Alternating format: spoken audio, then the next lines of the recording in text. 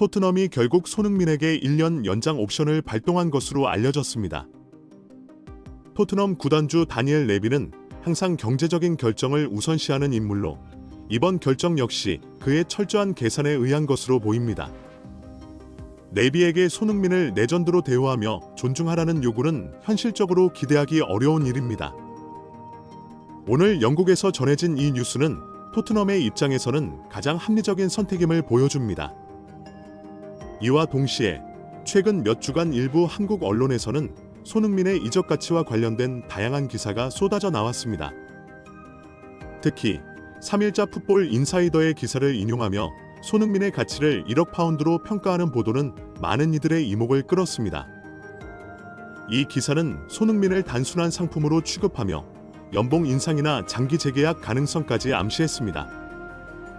이에 대해 일부 매체는 손흥민을 적절히 대우하지 않으면서 그의 가치를 높게 평가하는 것은 그저 립서비스에 불과하다고 비판했습니다. 한국 팬들은 오랫동안 손흥민이 토트넘과 장기 재계약을 맺고 천문학적인 연봉을 받을 것이라는 기대를 품어왔습니다. 그러나 현실은 달랐습니다.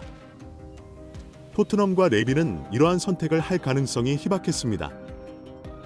결국 2024년 6월 30일이 지나며 재계약에 대한 구체적인 소식은 들려오지 않았고 토트넘은 손흥민에게 1년 연장 옵션을 발동하기로 결정했습니다.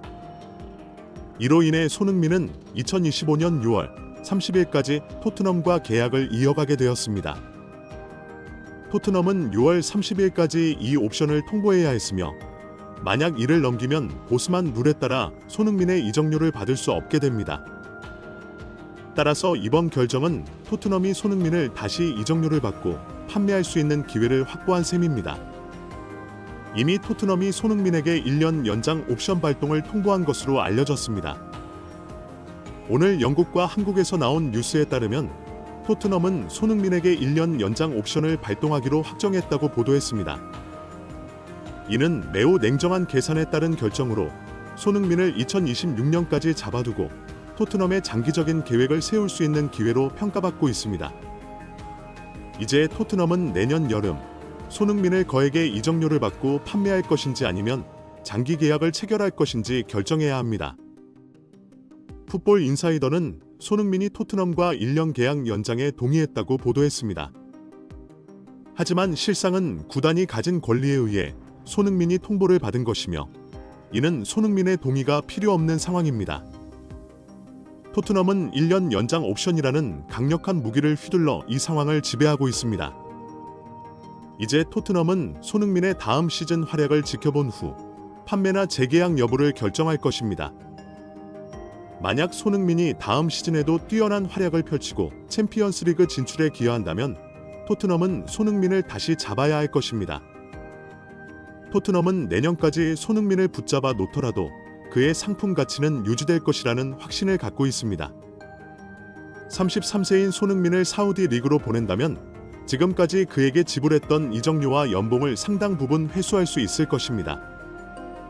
사우디 리그는 손흥민과 비슷한 나이대의 선수들을 적극적으로 영입하고 있으며 손흥민과 동갑인 리버풀의 모하메드 살라, 그리고 손흥민보다 한 살 많은 맨체스터 시티의 케빈 더브라위너에게도 1억 파운드 이상을 제시한 바 있습니다. 이와 비교해보면 손흥민 역시 사우디 리그로부터 1천억 원 이상의 제안을 받을 가능성이 충분합니다.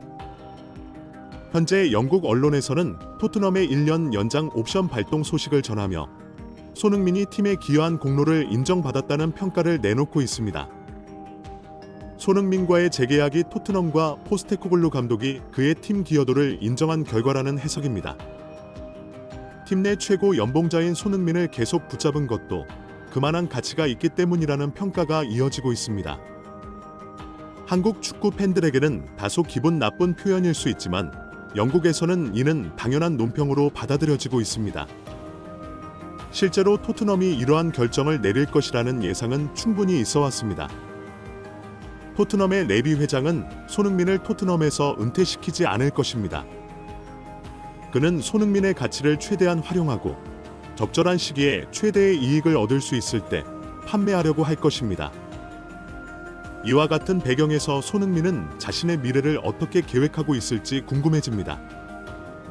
여전히 토트넘에서 은퇴하고 싶어하는 손흥민의 꿈이 이루어질 수 있을지 다음 시즌 그의 활약을 기대해 봅니다.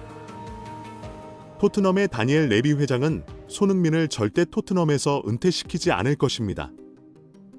레비 회장은 손흥민의 가치를 극대화하여 가능한 한 높은 금액에 그를 매각하려는 전략을 구사할 것입니다.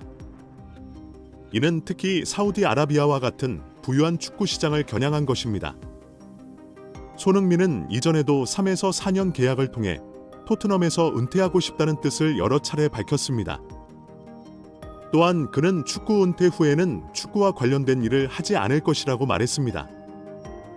하지만 레비의 입장에서는 손흥민의 꿈은 전혀 고려 대상이 아닙니다.